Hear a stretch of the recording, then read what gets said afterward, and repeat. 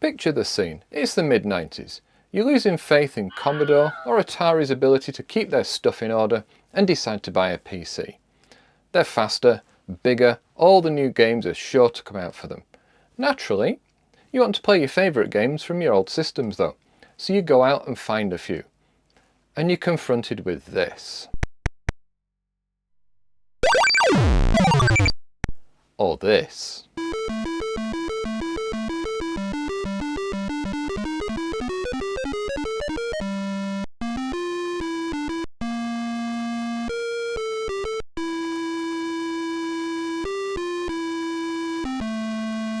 What is even going on?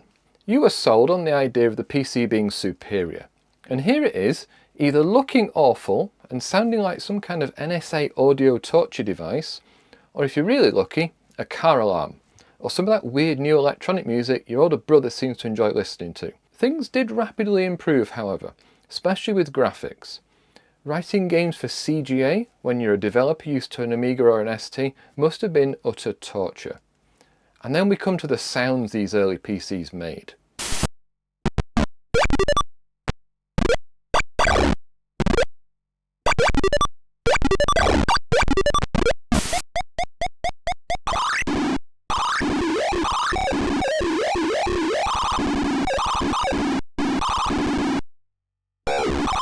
Well, let's go find out how this atrocious noise was made, and yet why it sounded so bad, and yet so good at the same time. Because go on, admit it, the crunchy noises of Doom and Duke Nukem has made some of you go all nostalgic, hasn't it?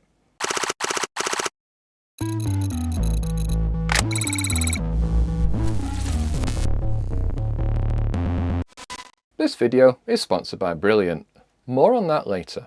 Now that half my audience have run off with bleeding ears and the rest are madly commenting about sound cards, let's wind the clock back a bit further to the 80s. Before we do, and just for the record, because I know some of you will want to tell me that sound cards were cheap and common by the time these games were popular, my 286 that I owned in the early 90s had no sound card for a few months until I discovered it was a thing that I could buy. And my mate with his 386 played Doom for a decent amount of time using just a PC speaker until he could afford a sound card. But let's go further back. The original IBM PC was intended as a boring business machine for people to do boring business tasks. Adding up numbers, writing letters, making fancy charts and graphs, that sort of thing. It was never designed to create music or play anything but various bleepy noises to alert the user to something important, like their keyboard not being plugged in. Sure, other computers at the time contained sound chips that allowed far less offensive bleepy noises, but not the PC, no. Well, sort of. In 1984, IBM released the Music Feature Card, a typical beige sounding name for a sound card. But it was intended for music composition and MIDI, so only 3 people on the planet ever bought it. Everyone else was doing music just with their Atari ST, maybe a Mac, possibly an Amiga, but probably an ST, because it had MIDI ports if you didn't know. A few years later, we'd work out how to rip the brains out of an electronic keyboard, the musical kind, not the typing kind, and push that into an expansion slot. But that's a video for later.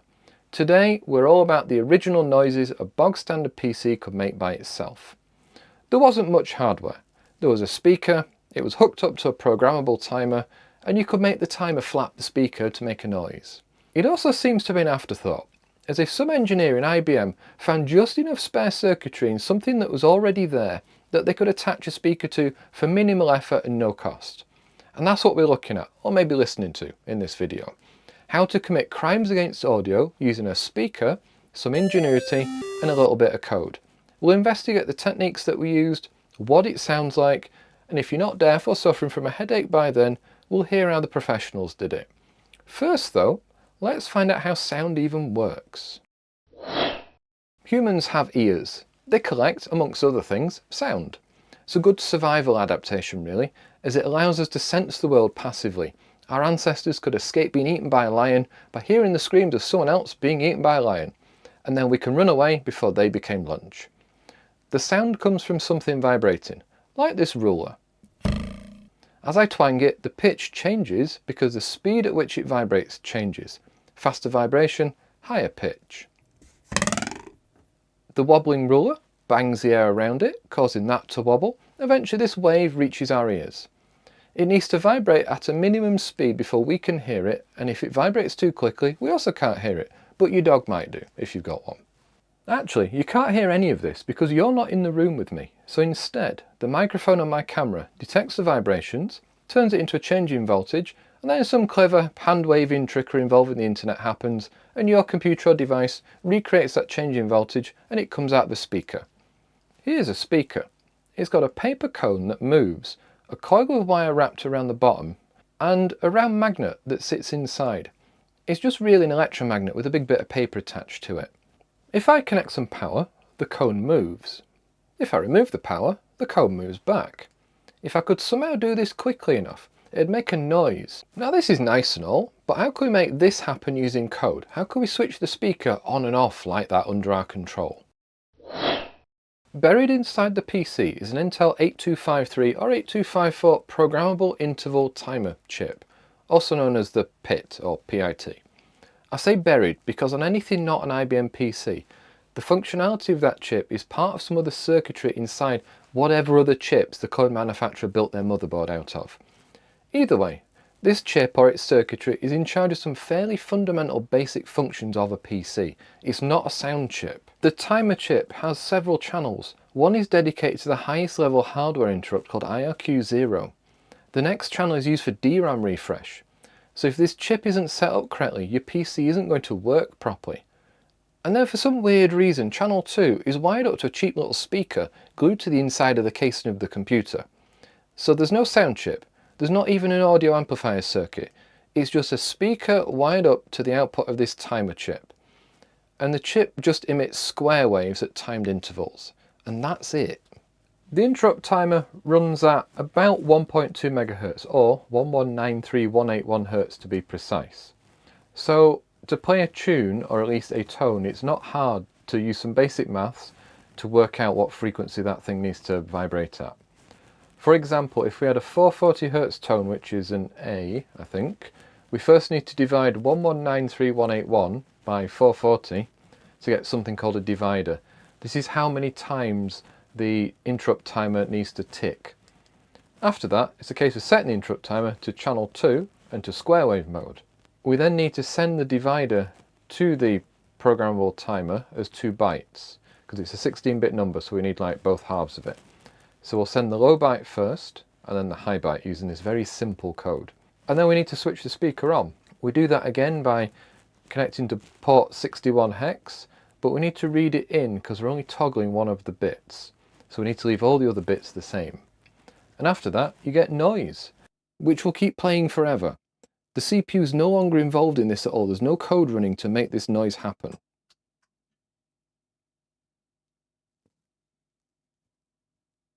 Why did the power go off then?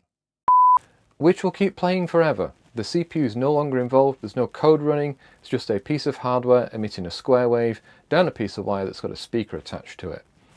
To shut this up, you need to stop the timer running. And we just use this piece of code here. And it is very important to shut the speaker up, or the tone will keep playing. The same goes for if you crash the machine, as I discovered many times.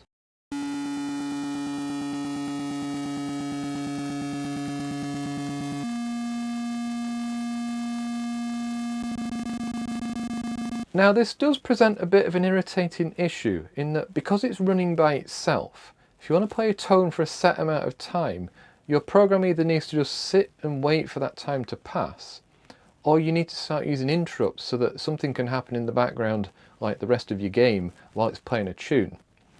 Interrupts are also controlled by the programmable interrupt timer.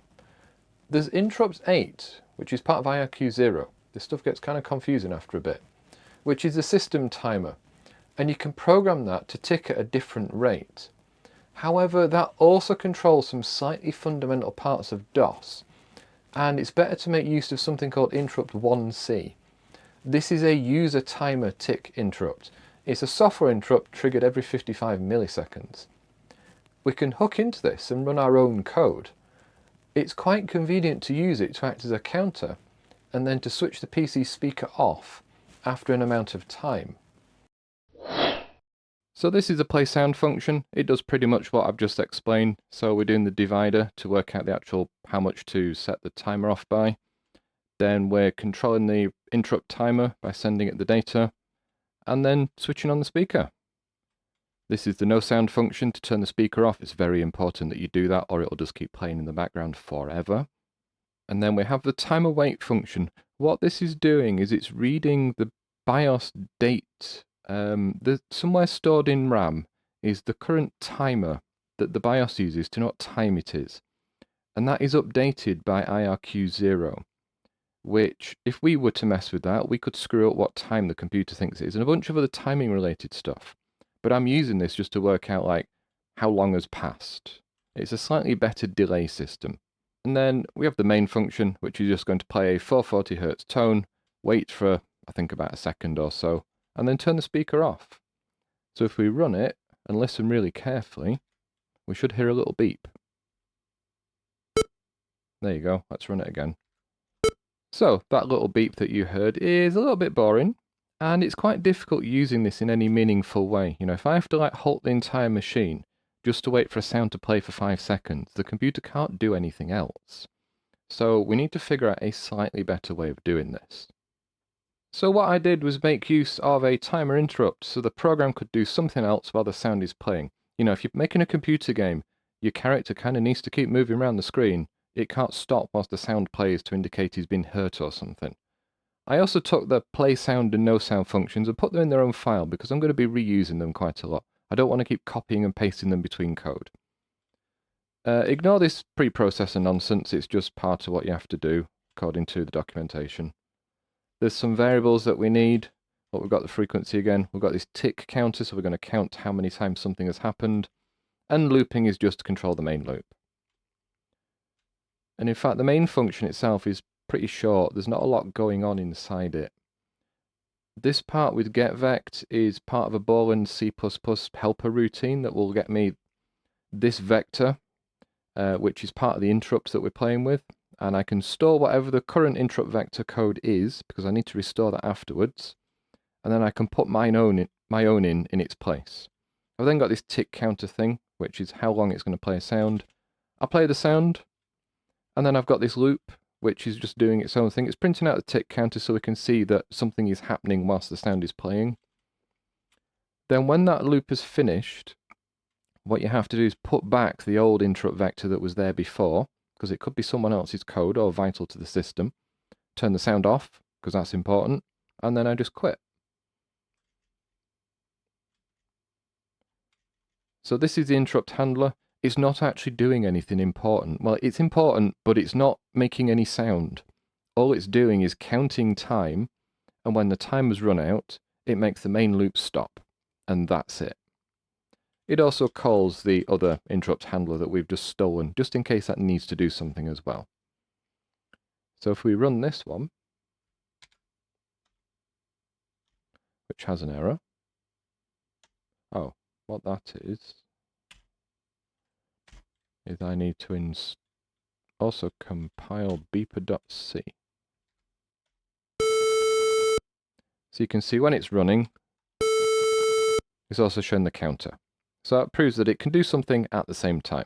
This is not multi-threading or anything like that. This is still a single core Pentium something or other CPU. It's running on an interrupt as well. Now that's just a single tone, which is kind of okay, you know, if you need your computer to beep, but if you want to actually play some tunes, we need to do something a little bit more advanced. Now, with a bit of effort, or quite a lot really, it's possible to play a little tune. So if I just run this code before I explain it, you can kind of see there's some notes at the bottom. You might recognize it.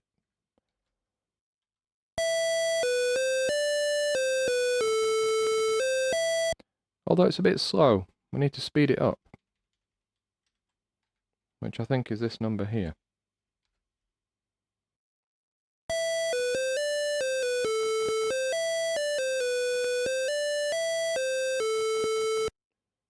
So that was playing the Tetris tune.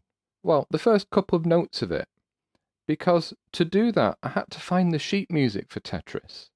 But like a simple version of the sheet music. If you just go Googling on the internet, sheet music for and put a video game in, you'll find someone has figured it out, or it's the official stuff someone scanned from a book, or they want to sell it to you. It seems that selling sheet music is a thing. But there's different levels of difficulty that people have figured out, and some of the more accurate versions are really complex, so I just found the most simple, basic one I could. But then I had to hand transcribe it into each musical note. Then find a list of note frequencies, because what is an E, what is a B, what is a C, they have to be correct. And then I had to put that into a C header file. Writing the code to play this was almost easier. Like, I'm not a musician, I'm trying to learn how to play the piano, so this was beneficial to me. But it still took quite a lot of effort trying to figure out what all these notes should even be. So if we look at this code in a little bit more detail, we've got this list of notes, and how long each one should be played. I've got this function here that starts off, there's like a mini sort of step sequence, a type idea in this code, that it just kind of steps through each note and plays it for the right length of time. So this sets it off with the correct first note. Stop sequence just stops it. The main function does exactly what it did before, it's literally the same, there's no difference. And then the interrupt is now a little bit more sort of, it's got something going on inside it. We're working out, for each note, how long should it be on for, and once we've played a note, we play the next note in the sequence. And if the current note is the last one, we stop. Otherwise, we play that note, and we set a timer, which then goes back up here, to make it wait to play that note for the right length of time. And that's it. There is more to this program though. Like, there's this thing called melody, a melody length, and I need to put that code in.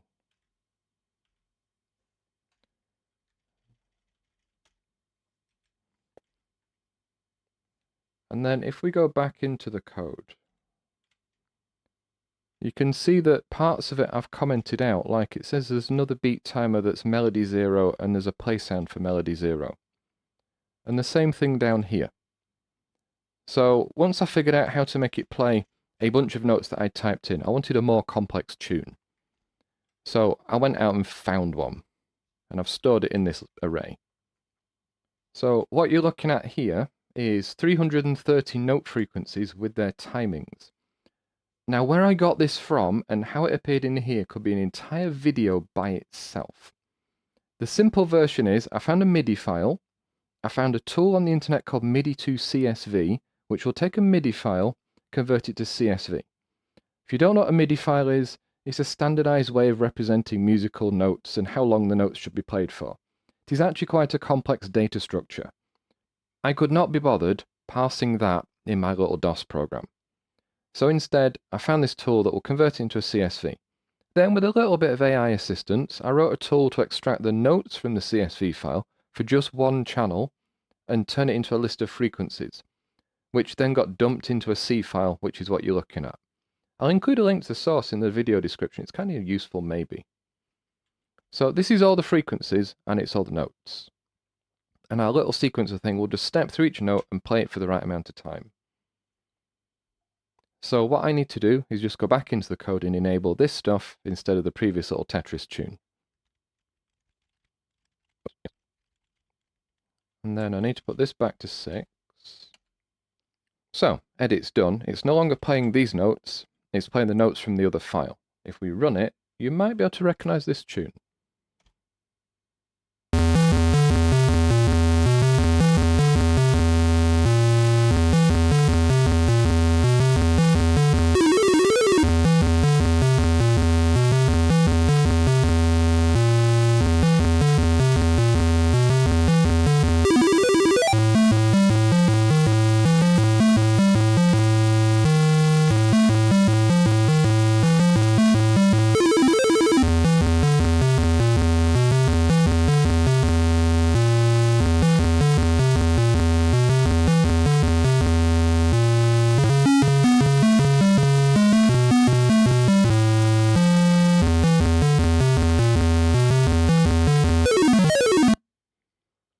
Some of that sounded a little bit weird, like some of the notes seemed like they were a little bit too long, like the person playing it had forgotten to take the finger off the key.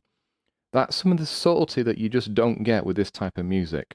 If you listen to the real Doom soundtrack, there's different volumes of things. That's where they're like reducing the volume so it fades into the next note.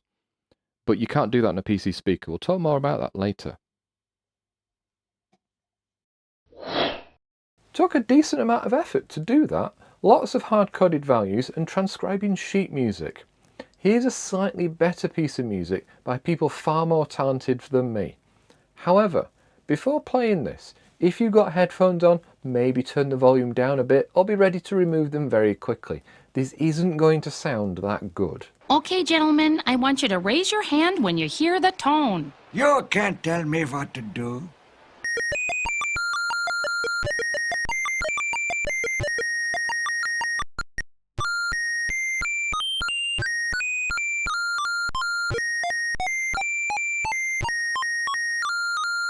Yeah, that was pretty uncomfortable to listen to. And that game was all about music as well. The music was literally the point of the game. So it does make you wonder why they bothered making a PC speaker version. Why is it so bad though?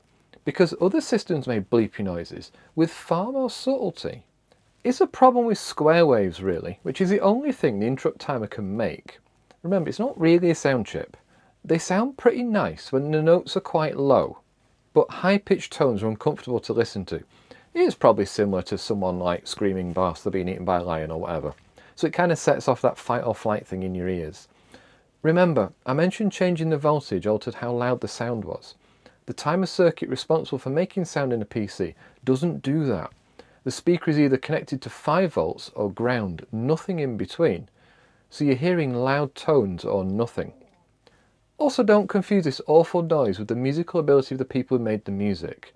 Because here's a different version played on hardware a bit more advanced than a speaker hooked up to a timer.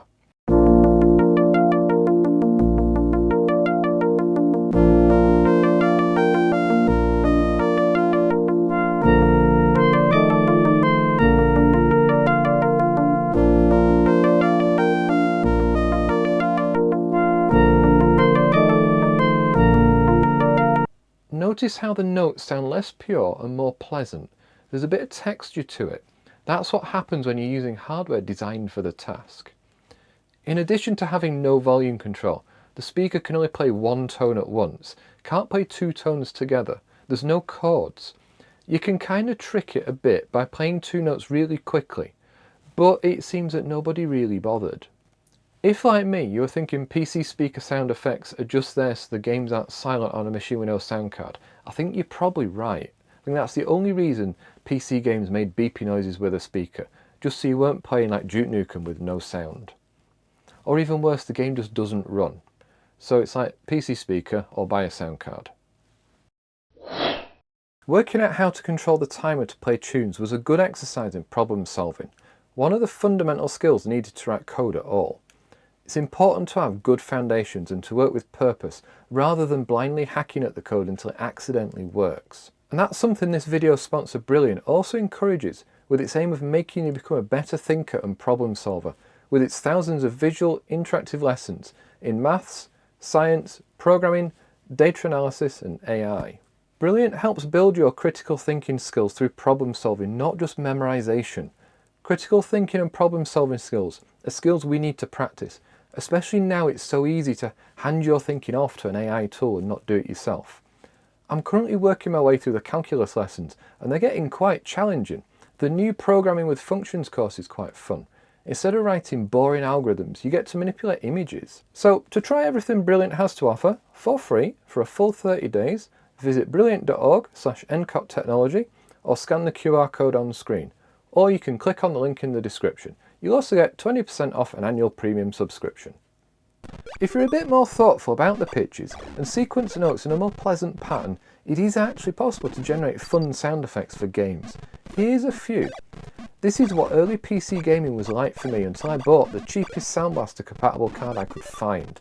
Then I could enjoy FM synthesized music in mono, because I bought a bad sound card that barely worked. The sounds from those games were much less piercing, weren't they? Less like someone doing a hearing test. Mixing in low-pitched clicks and breaking up the high-pitched beeping noises makes the sound more pleasant, mostly. I'm being a bit fascinated by the sound in these games. I went off on a bit of a side quest to figure out how they worked. Turns out it's just the same bleeps from before, but sequenced in a more thoughtful way. Maybe I can extract the sounds and play them. This code is a bit more involved. First there's a few structs to hold data. And then there's a bunch of variables that we also need down here. So we've got current note, beat timer, note ticks remaining and playing. And then this header and sound struct instance. We've got the same bits to get the interrupt from before and create our own. We've got the same start sequence, same stop sequence.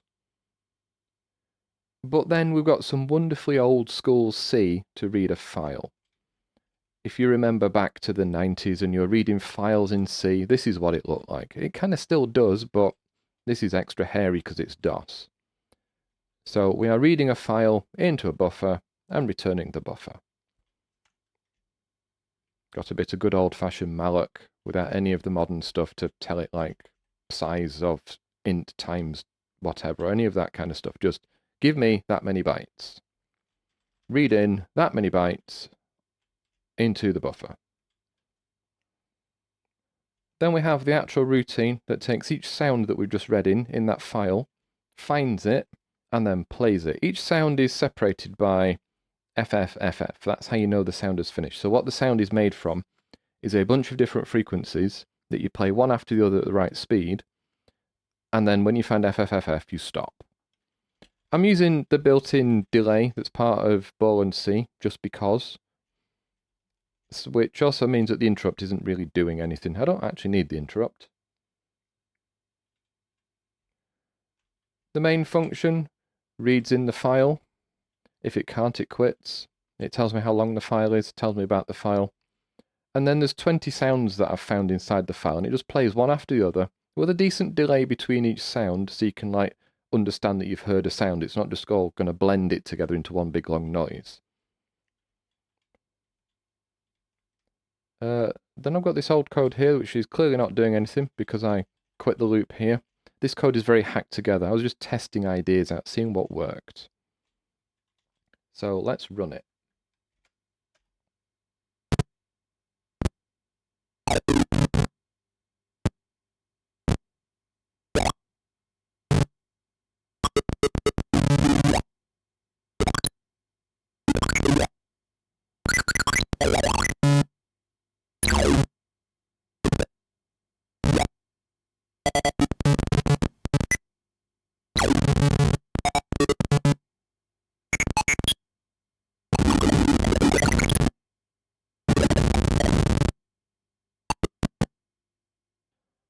My code isn't perfect. If you listen, there's a few bits that are different. Like, if you played the original Commander Keen, you know the sound isn't that crunchy. But it sounds pretty close.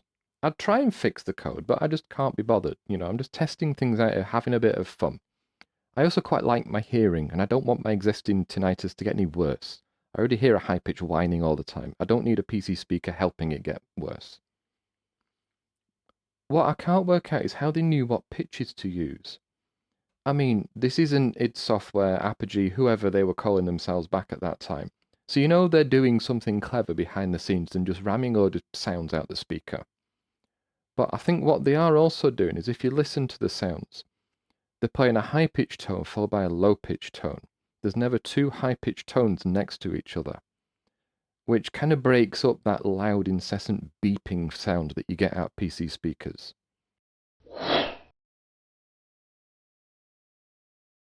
Now then, what if I told you not all bleepy noise is the same? That it's possible to play back better noise that sounds far, far better than it should do? That was a WAV file coming out of the PC speaker, well, the emulated one. I've got an actual PC down here on the floor, but it turns out it doesn't have a built-in PC speaker. I think it routes it through the sound card.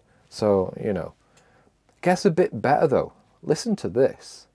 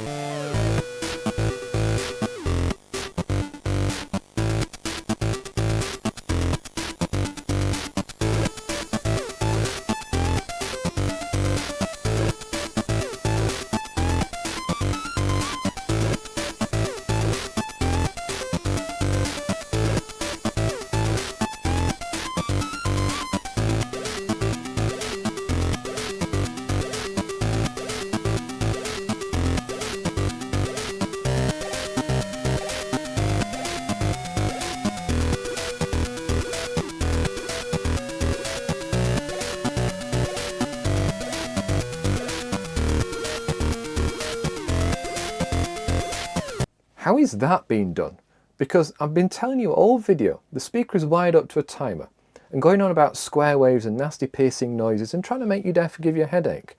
But this actually sounds like, well, you know, sound. There's multiple pitches, it happens at the same time, there's a little weird crunchy fizziness in the background, but it sounds quite decent. Well, this is a modern demo written for an old machine, so it does benefit from 40 years of experience, but it is still running on the real hardware. The actual demo actually makes a point that it crashes emulators. So fundamentally, the PC was always capable of doing this. This isn't making sound the same way everything else has been making sound. It's using the magic of PWM, or pulse width modulation, and actual magic as well. It's one thing being able to replicate some basic routines like I'm doing to make noises come out of a PC speaker. It's a completely different thing turning it into a presentation that's worth watching. Go watch this demo after this video, it is pretty amazing. So the normal way to make a sound is to move the speaker at the frequency to be produced. You want the musical note A, you vibrate it at 440 Hz. Pretty easy. There is a different way though, using what I've just explained, which is PWM. If you've got LED lighting and you can dim the light, you've used this. If you've got a modern switch mode power supply, it's also using this technology in a way. The trick is to make the speaker, or LED, or PSU voltage, whatever it is, turn on and off an incredibly fast rate called the carrier frequency. This could be something like 40 kHz or whatever, far, far above what we can hear or see. Then you adjust the proportion of on and off for each cycle of the wave, which is called its duty cycle. Here's a diagram that tries to explain it. It's a little bit weird. But the kind of trick to it is that we're pretty slow creatures.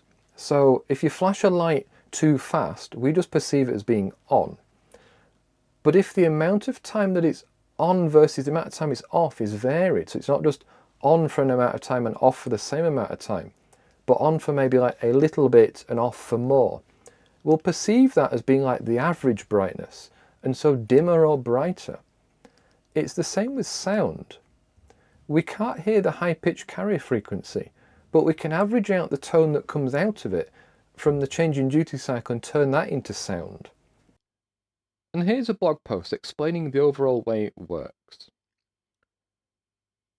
The general process is like this. You configure the interrupt timer to generate a high frequency, like 20 kHz or so. It's not a tone, it's just a frequency. And then each tick of the timer, that now represents an audio sample period. And then on each tick, you turn the speaker on for a time that's proportional to the sample's amplitude, so how loud it is. And then you turn it off again. Cleverly, this is supposed to require filtering to actually make any sort of meaningful sound. But because of the physical properties of the PC speaker and how it moves, that it has to actually push air, so it can't instantly go from being like flat to pointing out or inwards. That actually acts as a filter and we can hear sound that is more than just on or off. So the speaker isn't being told to turn on and off at like 440 Hz to play an A by the interrupt timer like before. Instead, what the timer is doing is running at 20 kHz. It doesn't make any sound, but then to make use of that, we need to work out a sine wave that would make our sound. And then we use that 20 kHz frequency to kind of like cut the sine wave up and play bits of it. So if we had an 8-bit audio sample, there's 256 steps. A 440 Hz wave takes 20,000 divided by 440, which is about 45 samples per cycle of the wave. So over 45 ticks of this timer, we need to construct a sine wave that goes from 50% to 100% to 0 to 50% over that time, and then turn the speaker on and off accordingly. The code to do it looks a bit like this. So I've got a sample rate of 8 kHz. We've got this special frequency, which is what the interrupt timer hardware runs at. I want to do 64 steps of the sine wave. I've got a place to store it, and then a function to create a frequency. I generate a sine wave by hand using some code. Then I've got the interrupt timer here. So what this is doing is it's taking each sample and it's using that to control the timer. And the timer is then controlling the speaker. So this is the slightly hairy code to make less harsh noises. You can see amongst this we're manually generating a sine wave and storing it in a table. Then in the interrupt handler, which I'll just go and find, where's it gone? There it is.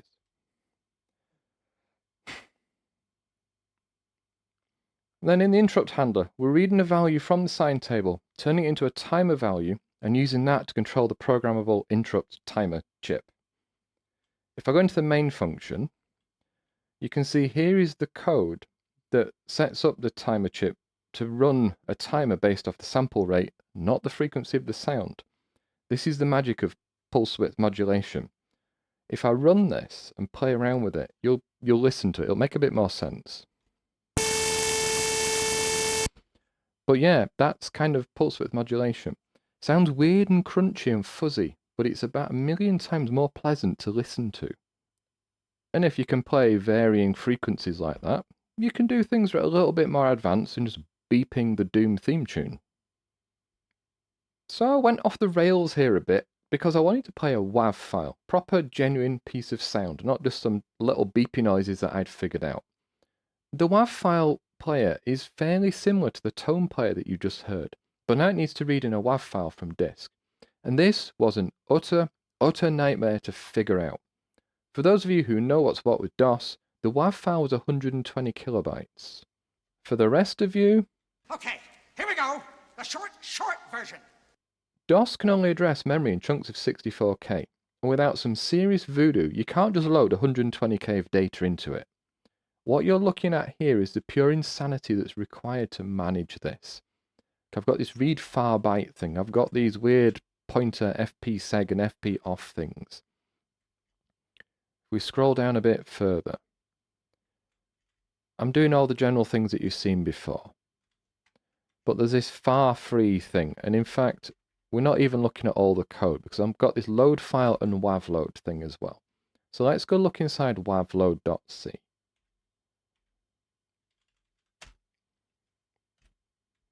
So what this does is it reads in a Windows WAV file. Because it's old school C, you've got to declare all your variables at the top of the code, which kind of annoys me. But then I've got this thing called read large file, which we'll come to in a minute. And what it's now doing is reading in a Windows WAV file, looking for all the parts of it that tell you what kind of file it is. Like, is it even a WAV file to begin with? Then where does all the sound actually begin? Where's the header? Once I've figured out where the header is and I can check that it's the right kind of data and everything, I can start reading in the data. Or actually, I've already read it in, I'm just copying it from like one part of memory to another now, just to check that what I'm reading in is correct, and then I return this struct. But it gets worse, because I have to read data in 32K chunks at a time. I could read them in 64, but then it may not fit, so 32 is a better compromise. Except it can't be 32K, it's got to be 31.9-ish, because I'm using read down here. Where's read gone? Well, we're doing a bit of farmalloc, we're doing open. Here we are, we're using read. Good old just read from C. There we are.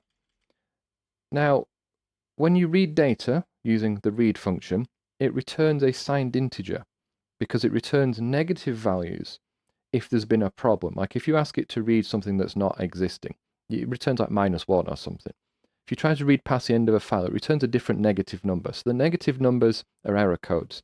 The positive number is how many bytes it's read. Because it's a signed integer, the largest maximum value it can store is 32,767. So if I ask it to read 32K, which is 32,768, it'll read that number of bytes perfectly fine, and it'll try and tell me that it's read that many bytes, but the number that it returns will roll over and become -32,768, which then either I will trap as an error because it's less than 0, or I won't realize this for like 2 hours. And it'll really screw up all the remaining code because it's saying that it's returned a negative amount of data it's read. And then everything just stops working properly. I've escaped from Colditz, but what is this place? Could it be? So yeah, this was awful. It was terrible. But I had a lot of fun writing it because this is kind of the low-level sticky code that you've actually got to think about. Like, the machine can only think in 64K chunks, so how do you read your data in 64K chunks?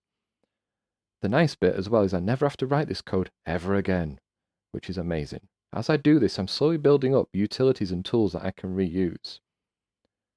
Maybe in the future, I'll explore DOS extenders. Sure, I could just go and use DJGPP, but I don't really like its editor that much.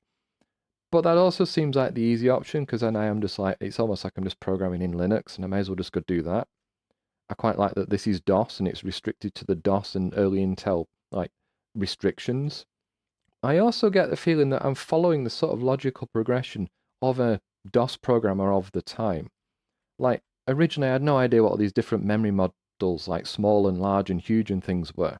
I just, like, did code. But now I realise why I can't load lots of data into my program, and I've got to figure out a way around it. Because it's really painful dealing with DOS's segmented memory. And, like, I've got more RAM in this PC than 640k, so that's not enough. So maybe I do something involving extended memory or a DOS extender. Or I write code to stream the data off disk in chunks. I've got now things that I can try that might also be quite interesting to play with. Anyway, I can play WAV files out the PC speaker now. Except I can't run it from inside the editor because it uses too much conventional memory. So we have to quit the editor and now run it. Look, it says loaded -1 bytes because it failed to allocate enough memory. Well, it wanted to allocate 122.182 bytes, but there's not enough free conventional memory with Borland C++ running at the same time. DOS memory sucks. But if we run this little program... This is quite impressive really, but no games used it. It's mostly just a fun technique to show off what a machine can do, and it's mostly reserved for like the demo scene and weird people like me who just want to make it work. It uses far too much CPU time to actually be useful in a game. Surely when compared to the horrific beeping of games, this would be far superior. What's the catch? Because there's got to be one. Well, the catch is that it takes considerable CPU time to perform this trick. Trying to manually bang sound out the speaker like this uses quite a lot of CPU processing time, so there's not much else going on inside the computer. Beeping a speaker uses an interrupt, and the CPU isn't involved. Once the timer and interrupt are set up, it runs by itself. Trying to do PWM would be really time consuming. The CPU would need to not only generate the waveforms in real time to make the audio, but then mix multiple channels together, normalize the results so the volume is correct, and then play that as well. There'd barely be any time for a game or whatever else you're trying to do. Which is why sound cards were invented. Instead of making the CPU do all the work, make a chip to do it on purpose. And it's also why the demo I showed off is even more amazing, because it's running on an 8088, not a Pentium. So if you want to see more weird stuff like this, come back next time when we look at how the AdLib card works. We'll be going from harsh beepy noises to smooth twangy sine waves instead. Oh, by the way, if you're still here, this trick, or a variant on it, was used on the ZX Spectrum as well. Since the Speccy is a somewhat slower machine than even a basic IBM PC, you can kind of hear the carrier frequency in the sound. It's that buzzing in the background if you listen to this.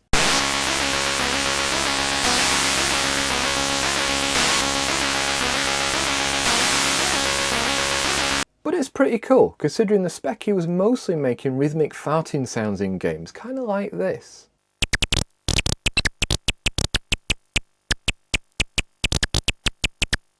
You know, that's what I remember Spectrum games being like, or they sounded like this instead.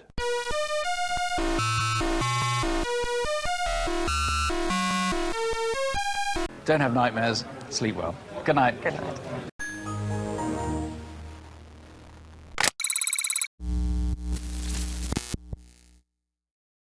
Oh, there's no code running to make this noise happen.